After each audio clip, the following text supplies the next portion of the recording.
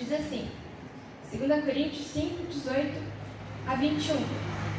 Ora, tudo provém de Deus, que nos reconciliou consigo mesmo por meio de Cristo, e nos deu o ministério da reconciliação, a saber que Deus estava em Cristo, reconciliando consigo o mundo, não imputando aos homens as suas transgressões, e nos confiou a palavra da reconciliação, de sorte que somos embaixadores em nome de Cristo, como se Deus exortasse por nosso intermédio. Em nome de Cristo, pois, rogamos que vos reconcilieis com Deus. Aquele que não conheceu pecado, Ele o fez pecado por nós, para que nele fôssemos feitos justiça de Deus. A segunda leitura, não fechei a Bíblia ainda, em Efésios 2, a partir do versículo 1. Então, um pouquinho depois. Efésios 2, a partir do 1.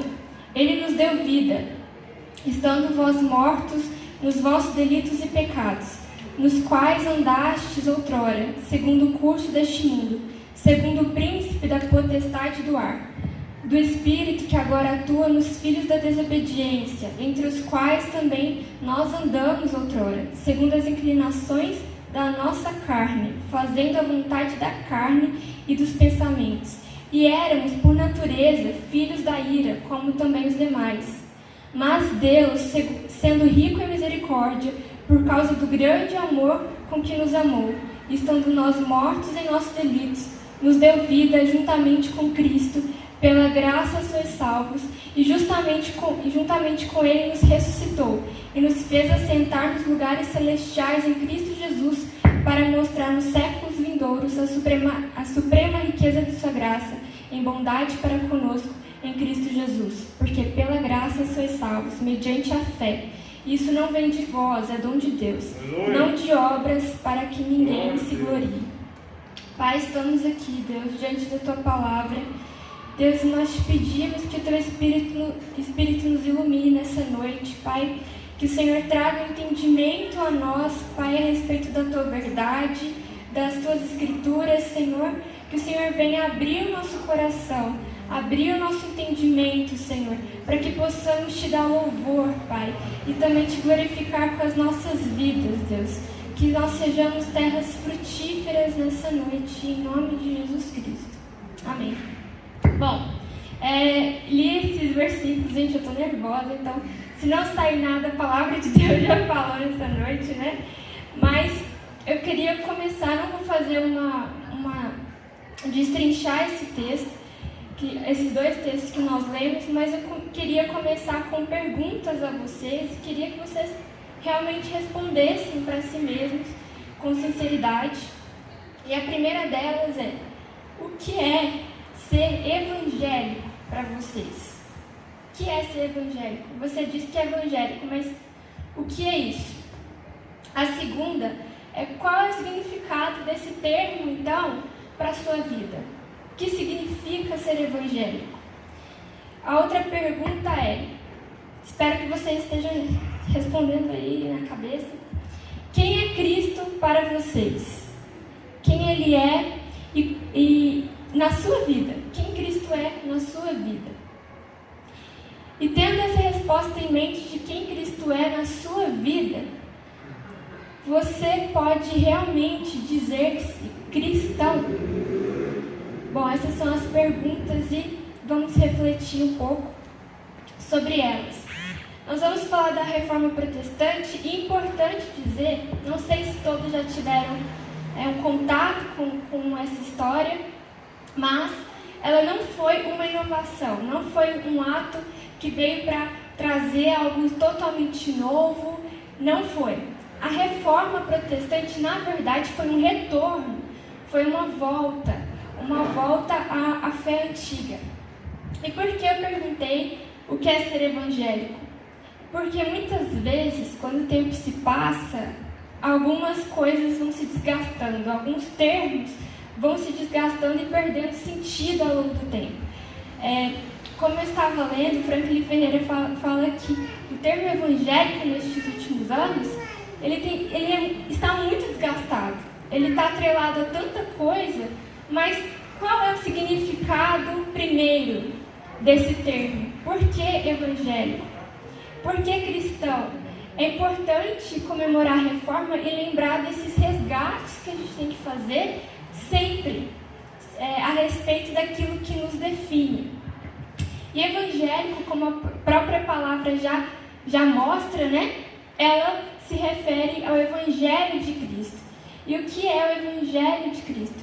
São as boas novas, as boas notícias que Ele veio trazer ao mundo, as boas notícias de salvação.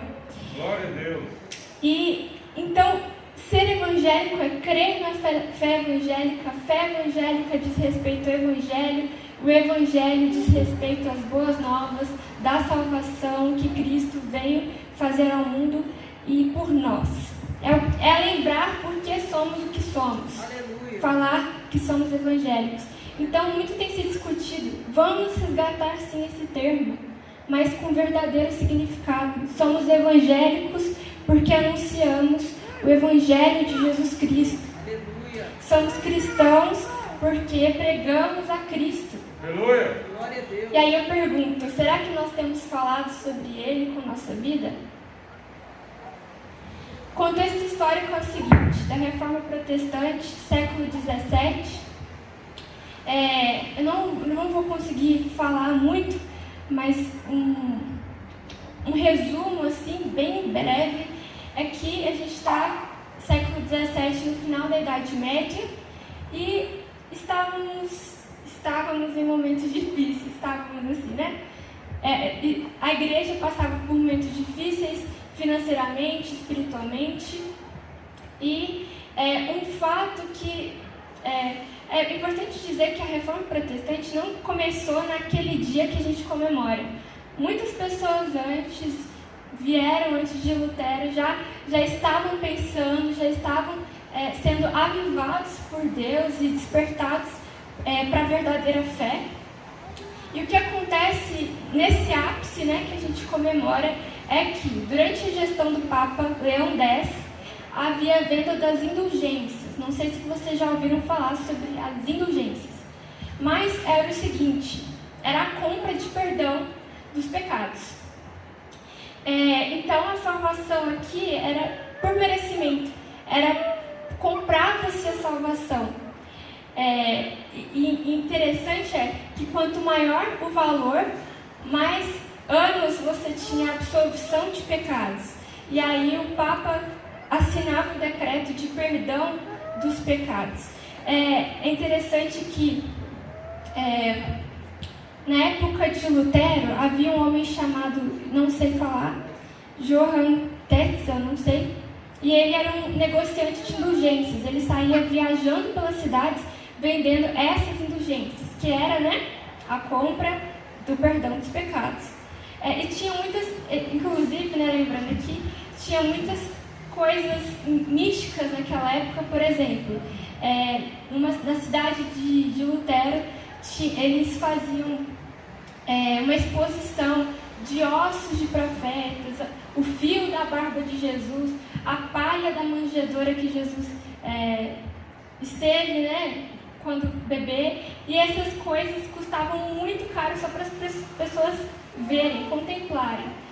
E tudo isso era barganhas para as pessoas conseguirem o perdão dos pecados e a salvação. E esse Tetzel, ele falava o seguinte: quando a moeda no cofre tilintar, uma alma do purgatório sairá. Ele saía falando: vocês não estão ouvindo as almas dos seus parentes e tal, compre. Então, diante dessa aberração toda, desse contexto onde a palavra de Deus estava sendo amassada e jogada mesmo, de forma escancarada, Lutero, então, ele, no dia 31 de outubro, às vésperas do dia 1º de novembro, que é comemorado o dia de Todos os Santos, em que muitas pessoas iam na igreja naquele dia. E outra coisa, a porta da igreja do castelo de Wittenberg era colocado jornais e notícias, as pessoas iam lá para ler o que estava acontecendo. Então ele teve essa estratégia do dia e do local, onde ele afixaria as 95 teses contra as indulgências. E a partir daí começou o movimento da Reforma Protestante. E Lutero era um cara que ele vivia atormentado pela culpa dos pecados. Ele era um homem que era um monge agostiniano, que ele vivia perturbado, ele ia no confessionário inúmeras vezes, ele fazia muitas coisas que a igreja naquele tempo falava que tinha que ser feito para conseguir o perdão, e ele não conseguia sentir paz. Ele via Deus como um Deus ruim, injusto, que estava para punir e só castigar, e ele sentia isso, esse tormento dia e noite. Até que a história conta que esse dia foi uma revirada da narrativa da história de Lutero, que foi o dia que ele, lendo Romanos 1,17, o justo viverá pela fé, ele entendeu que a justiça de Deus, que fala nas Escrituras, não é essa justiça punitiva, esse Deus que castigue, e só pode ser por meio do dinheiro que a gente consegue a salvação. Aí ele descobriu que essa justiça de Deus, que se fala nas Escrituras, é a justiça que ele imputa aos pecadores, a justiça de Cristo que ele declara aos pecadores, e eles são vistos justos diante de Deus por causa da justiça de Cristo. Bom, esse é o contexto, e agora a gente vai falar um pouco dos pilares da fé, que são coisas que são consequências da reforma, foi um pouco do que foi discutido ali naquele tempo, e que é de suma importância para nós hoje. Eu não sei se vou conseguir falar de todos pelo tempo, mas vamos começar aqui. Primeiro é somente a Escritura, só a Escritura. Até os jovens colocaram posts no Instagram sobre isso. E um dos pontos da reforma é a suficiência das Escrituras Sagradas. Gente, quando a gente para pensar no que é esse livro, primeiro eu gostaria de perguntar a você, antes de falar mais um pouco, o que é a Bíblia para você? O que você pensa a respeito dela? Ela é o quê? Se fosse para você definir. É interessante a gente pensar que Deus, sendo Deus, ele se comunica conosco através da linguagem humana. Eu não sei se vocês já pararam para pensar nisso, mas Deus, ele escolhe a linguagem humana para se revelar a nós. Ele se faz conhecido a nós por meio da palavra. E aí, ele é como se isso aqui fosse ele revelando a si mesmo, é como ele estivesse propiciando um encontro entre nós e o Cristo ressurreto, entre nós que cremos nele e o Cristo ressurreto. E eu achei muito interessante quando eu li isso, que Deus ele se ajusta à nossa capacidade para que ele se faça conhecido, para ele se apresentar a nós. Ele se ajusta, ele se molda às nossas limitações para ele se revelar. Então, ele nos convida, ele faz esse convite a nós para que nós examinemos as Escrituras. Naquela época de Lutero, só o clero, só as autoridades tinham a posse da Bíblia. A maioria da população era analfabeta, não tinha acesso, eles liam em latim muitas vezes, eles não entendiam. Então, a reforma também veio para dizer que todo cristão ele deve ter acesso às Escrituras, porque é Deus se revelando a nós. É um presente de Deus e ela é inspirada por Deus, é divinamente inspirada por Deus. E ela mesma dá testemunho de si, como diz lá em 2 Timóteo 3, 16 e 17, é um texto bem conhecido, diz assim: toda escritura é inspirada por Deus e útil para o ensino, para a repreensão, para a correção, para a educação na justiça, a fim de que o homem de Deus seja perfeito e perfeitamente habilitado para toda boa obra. Então, eu estava até conversando com a minha irmã. Muitas vezes a gente ouve tantas vozes, são tantas vozes disputando a nossa atenção no mundo, no nosso contexto, e a gente não ouve a voz de Deus por meio da Escritura. Eu achei interessante, um pastor fala que a Bíblia é Deus vindo da eternidade para nos encontrar, para se revelar a nós. E Ele faz isso para que nós possamos ouvi-lo. A Bíblia é um convite para que a gente o conheça mais. Glória a Deus. E é outra coisa que é interessante sobre a Escritura. O John Stott, ele fala que a Bíblia é um livro de salvação. Ela pode ser definida como um livro de salvação. E por quê? Porque ela fala sobre o plano eterno de Deus do início ao fim. Talvez você já tenha pensado nisso, e nós estamos estudando isso no estudo bíblico de manhã, na escola dominical, sobre como o Antigo Testamento fala sobre Cristo. E o John Stott, ele fala o seguinte, que o Antigo Testamento, ele prenuncia, ele prefigura Cristo, ele anuncia Cristo em todo ele, o Antigo Testamento. Os Evangelhos, os primeiros livros do Novo Testamento, eles contam a vida de Jesus, o seu nascimento, a sua vida, a sua morte, a sua ressurreição. Atos descreve o que ele continuou fazendo através dos apóstolos que ele escolheu e da igreja. E as epístolas, dos apóstolos às igrejas, elas expõem a glória de Cristo, aplicando-a à vida do cristão e da igreja. E Apocalipse descreve Cristo em seu trono, prestes a vir consumar a obra de salvação e julgamento.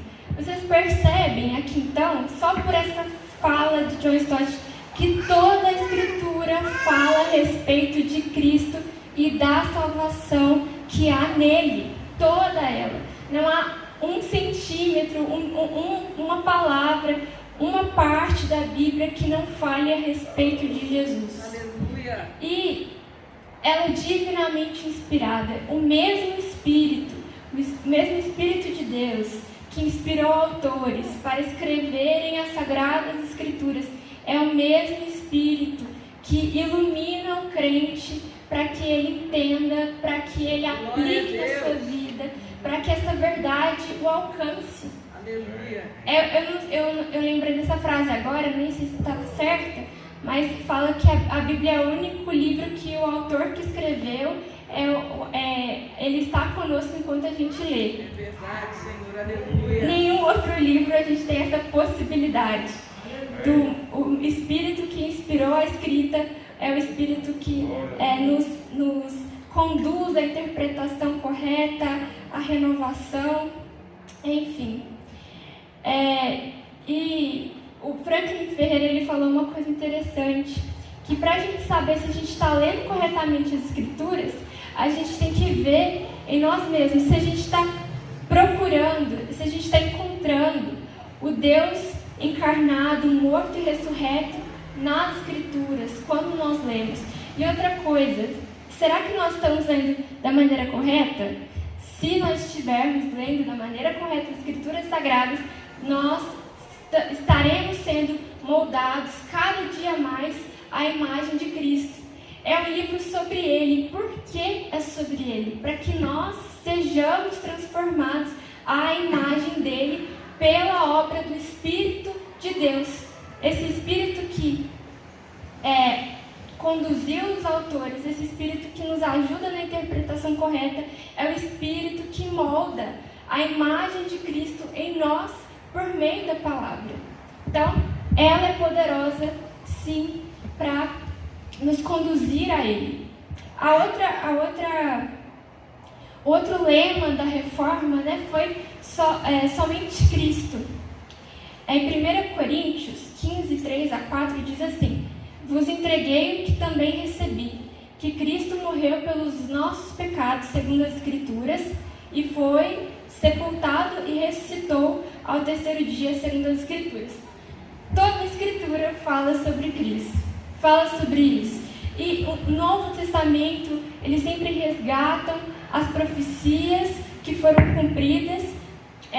E aqui Paulo está falando, eu recebi isso.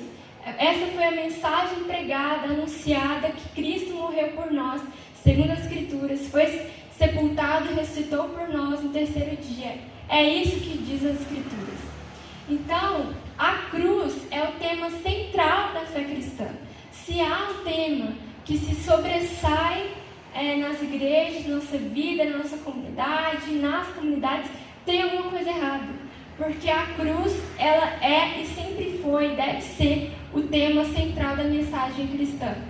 Quem está participando aqui dos estudos de manhã, desde o início, a gente falou que desde Gênesis, prenuncia-se um mediador entre Deus e os homens, um mediador de sangue no jardim, e o clímax se dá na morte e na ressurreição de Cristo, e tudo que acontece depois da cruz é desdobramento desse ato de Jesus na cruz. Porque é importante a gente lembrar que as Escrituras dizem em toda ela que não há salvação, não há redenção em nenhum outro que não seja Jesus Cristo. E Lutero, ele usa um exemplo muito interessante. Ele fala que existe a teologia da cruz e da glória. E para ilustrar a diferença da teologia da cruz e da glória, ele usa o episódio da Torre de Babel e a escada de Betel. Ele diz assim: na Torre de Betel, os seres humanos tentaram construir uma escada pelos próprios esforços. É uma pirâmide para chegar até os céus, com as próprias forças. Mas em Betel, é Deus quem constrói a escada, desce e vem até Jacó.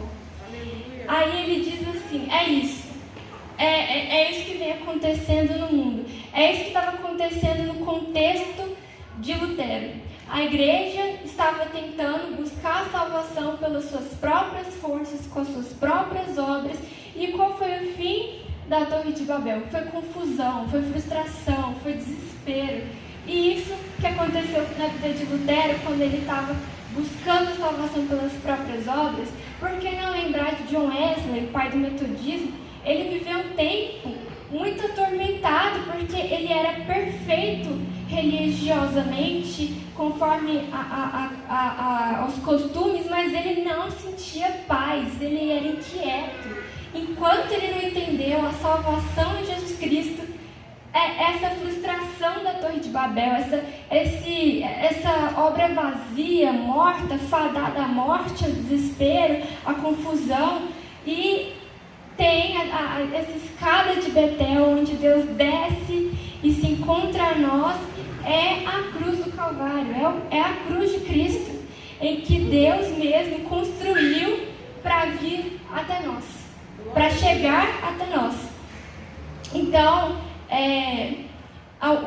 ele também diz que na Torre de Babel eles ignoraram que eles precisavam de um mediador entre eles e Deus. E a gente nós não podemos esquecer que nós precisamos de um mediador. Nós precisamos de uma mediação entre nós e o nosso Criador. E Cristo é o nosso mediador. E no cristianismo, Deus nos encontra de uma forma diferente de outras religiões. Ele nos encontra em fraqueza, ele nos encontra em dor, ele nos encontra em sofrimento, ele nos encontra em morte. Olha para a cruz, para você ver. Ele nos encontra em dor, humilhação, sofrimento, tomando sobre si as nossas dores. E falando sobre mediação, lá em Gênesis, lá em Adão e Eva, eles vestem a folha da figueira para esconderem-se por causa do pecado. Eles tentaram por si mesmos arranjar algo que tampasse a nudez, a vergonha, e Deus, ele prenuncia uma outra forma de deixá-los justos, justificá-los, que foi, ele sacrificou um animal, vestiu eles com a pele de um animal sacrificado, prenunciando que só há salvação, só há redenção por meio do derramamento de sangue. Como a gente também estudou aqui de manhã, que todo o Antigo Testamento ele vai dando esses anúncios. Só há salvação, só há permissão. Esqueci a palavra. Remissão de pecados por meio do derramamento de sangue. Amém. E aqui, Cristo, a Bíblia deixa claro que o lugar de encontro entre Deus e o seu povo é na cruz do Calvário, é na cruz de Cristo. É por meio da morte de Jesus que ele nos encontra. E, como diz em Apocalipse, a pregação da cruz, a cruz, ela é loucura, ela é insensatez para os que perecem, mas para nós, ela é o poder de Deus, porque é ali que nós contemplamos a nossa salvação, a nossa redenção do pecado, da morte, da ira. É somente em Cristo que nós temos a salvação, o perdão dos pecados. Em Colossenses 2, 13 a 15 diz assim: E a vós outros que estáveis mortos pelas vossas transgressões e pela incircuncisão da vossa carne, vos deu vida juntamente com ele, perdoando todos os nossos delitos, tendo cancelado o escrito de dívida que era contra nós e que constava de ordenanças, o qual nos era prejudicial, removeu inteiramente, encravando-o na cruz e despojando os principados e as potestades, publicamente o expôs ao desprezo, triunfando deles na cruz. Aleluia. A cruz é o Glória a triunfo de Deus. Cristo sobre o pecado. Aleluia. Glória a Deus. Eu achei interessante, é uma coisa, eu nem ia comentar, mas lembrei aqui, que muitas vezes a gente fala de forma errada, que quando Jesus morreu na cruz, o diabo ficou feliz, mas quando ele ressuscitou, o diabo ficou triste, foi derrotado. Não! Não foi assim. Quando ele foi na humilhação, em Coríntios fala que a fraqueza de Deus é mais forte do que a força dos homens. Aleluia. Na fraqueza de Deus ali na cruz, o diabo já estava derrotado. Ele já estava gritando a derrota total. Ali Jesus estava anunciando a salvação do seu povo. Foi no sofrimento, foi naquela dor. E uma coisa ainda falando sobre essa parte de somente Cristo. Em Apocalipse 3:20, né, tem aquela passagem muito conhecida: Eis que estou à porta e bato. Se alguém ouvir a minha voz e abrir a porta, entrarei em sua casa e cearei com ele, e ele comigo. E o autor explicando essa passagem, ele fala assim: aqui a gente tem uma igreja, em Apocalipse está falando de uma igreja que ela estava ceando, estava participando da ceia do Senhor sem o Senhor. Eles estavam se lembrando do sacrifício, alimentando seu corpo e sangue sem Ele. Ele estava de fora, ele estava clamando para entrar e participar da ceia. Olha que loucura. A gente pensa assim, irônico, contraditório. Mas será que a gente não tem tido um ativismo vazio? Será que a gente não tem feito as coisas por fazer? Quando eu perguntei, por que você se considera evangélico? Você pode se dizer cristão de fato? Será que a gente tem excluído Cristo da nossa vida, da nossa comunidade, das nossas ações, enfim, de tudo, e nos dito cristãos, e nos dito protestantes, evangélicos? Onde está Cristo na nossa vida? Ele está lá fora, batendo na porta, e a gente aqui, nas celebrações, nas liturgias, enfim, nas coisas que a gente tem que fazer em nome dele, mas sem ele. Não faz sentido. Somente em Cristo nós temos a salvação. E no texto que a gente leu, diz que nós somos embaixadores de Cristo. E Deus nos encarregou da mensagem da reconciliação em Cristo. E Lutero é engraçado que ele fala: a doutrina não é minha, eu não estou com medo porque a doutrina é de Deus. E é assim que a gente tem que fazer como embaixadores de Cristo. A mensagem não é nossa, ela é dele. Será que a gente está apontando para o crucificado, para Jesus, que morreu pelos nossos pecados, e no lugar de nós pecadores? Eu queria ler,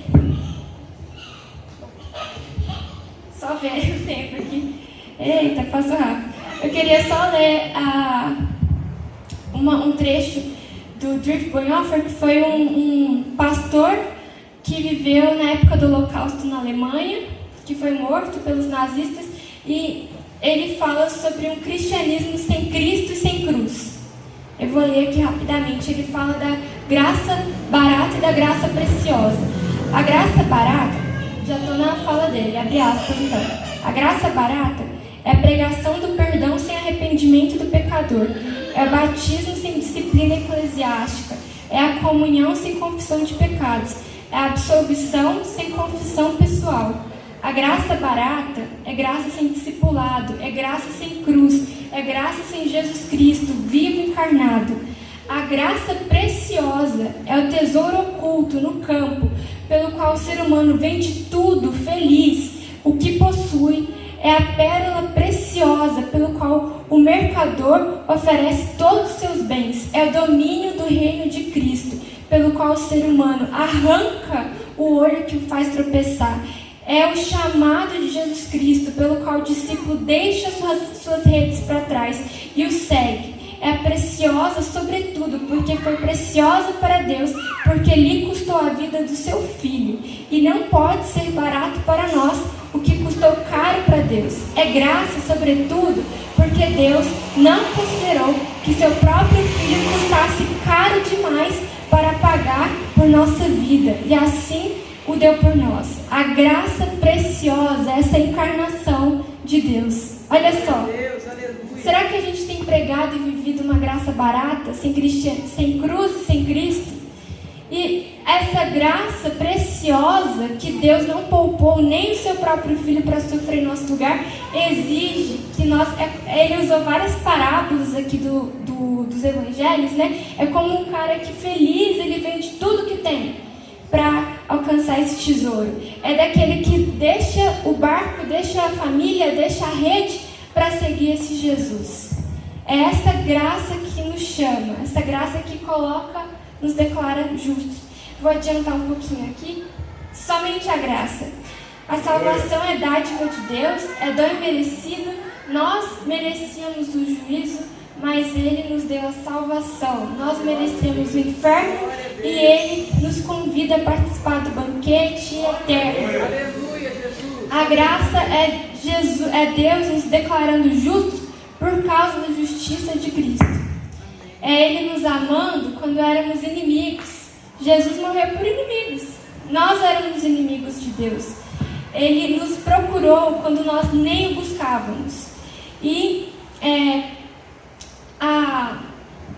essa graça nos leva ao verdadeiro arrependimento, à verdadeira contrição e todos os dias. O verdadeiro cristão não deixa de se entristecer pelo pecado que matou o nosso Jesus, o nosso Salvador. O verdadeiro cristão está em arrependimento todos os dias até que ele volte e consuma completamente a obra de salvação, de redenção, nos transforme e que a gente vá viver com Ele. Mas até lá, a gente vive ansiando para que essa obra seja completa, lutando contra o pecado, mas crentes, confiantes naquilo que Cristo fez por nós. Glória a Deus, aleluia. Somente a fé, indo um pouco mais rápido, Jesus é o autor e consumador da nossa fé. A salvação, então, ela é recebida pela fé. O pastor Hernando Dias Lopes, ele fez uma ilustração que eu achei muito interessante. Ele falou assim, que a salvação pela fé não é conquistada por obras. Isso é frustração. Ela é recebida por fé. Ele fala que é como um mendigo com mãos abertas para receber o presente do rei. Ele está, quem eu sou?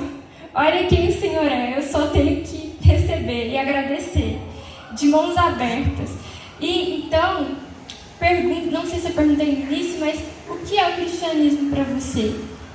Muitas vezes a gente fala que cristianismo é conselho, é padrão, mas cristianismo é em essência aquilo que Deus fez por nós.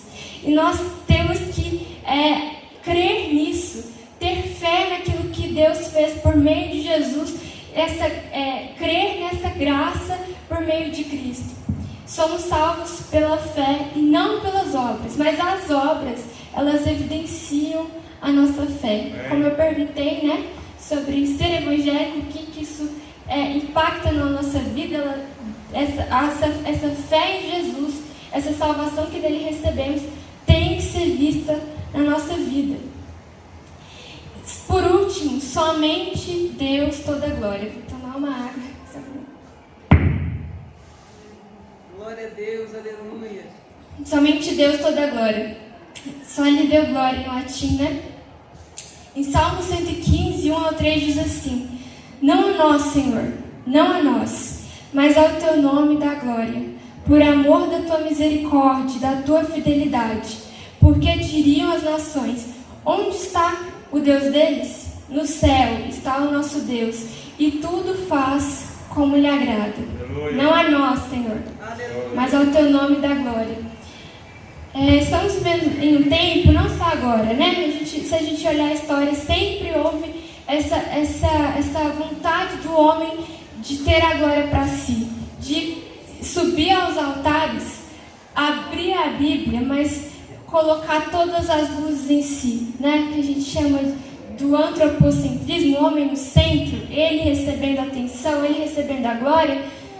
Não é isso. A gente tem que sair dos holofotes, a gente tem que mostrar, apontar para aquele que realmente importa, aquele que realmente é digno de ser visto e adorado. Não nós. Nós somos muito idolátricos, somos muito idólatras, né? Nós sempre queremos tirar a glória de Deus e colocar em algo ou alguém que não é Ele. Mas a reforma protestante também foi um convite de voltarmos a tirar o homem do centro e colocar, o Lutero ele fala assim, deixar Deus ser Deus, deixe que Ele apareça, e não nós. Então, queria encerrar com a leitura de mais um versículo. Ó profundidade da riqueza, tanto da sabedoria como do conhecimento de Deus. Quão insondáveis são os seus juízos e quão inescrutáveis os seus caminhos. Quem, pois, conheceu a mente do Senhor? Ou quem foi o seu conselheiro? Ou quem primeiro deu a ele para que lhe venha a ser instituído? Glória a Deus. Porque dele, por meio dele e para ele são todas as coisas. A ele, pois, a glória eternamente. Amém. Romanos 11:33-36. Então, irmãos, essa palavra de hoje, embora tenha sido rápida, é isso. A gente sempre precisa de um resgate. Rápida para mim que estou aqui, né? Não sei para vocês. Mas a gente sempre precisa voltar à velha e nova fé, né? Ela nunca deixa de ser nova, porque ela é viva e eficaz e atua em nós. E nós temos que crer que o Evangelho de Cristo, ele é poderoso para transformar-nos, para nos salvar de fato de nós mesmos, dos nossos pecados, da morte, e nos resgata para Ele mesmo. É isso que é a mensagem do Evangelho, da cruz de Cristo, e nunca podemos esquecer. Se a gente colocar outra coisa no lugar, se a gente tirar a centralidade das Escrituras, a centralidade da cruz, se nós começarmos a dar glórias a nós mesmos, a nossos métodos, o que for, nós estamos nos desviando do caminho. E o dia 31 de outubro é também um convite a uma reavaliação. Onde nós estamos? Para onde nós estamos indo? Será que a gente tem deixado a verdade do Evangelho para trás, nos desviando conforme os cursos deste mundo? Ou será que a gente tem preservado a santa doutrina? Deixando essas perguntas, né? Vamos orar. Aleluia. Seja exaltado, Jesus. É tudo sobre você. Aleluia. Glória a Deus. Senhor, muito obrigada pela Tua palavra, Senhor, que nos confronta, Pai. Essa palavra que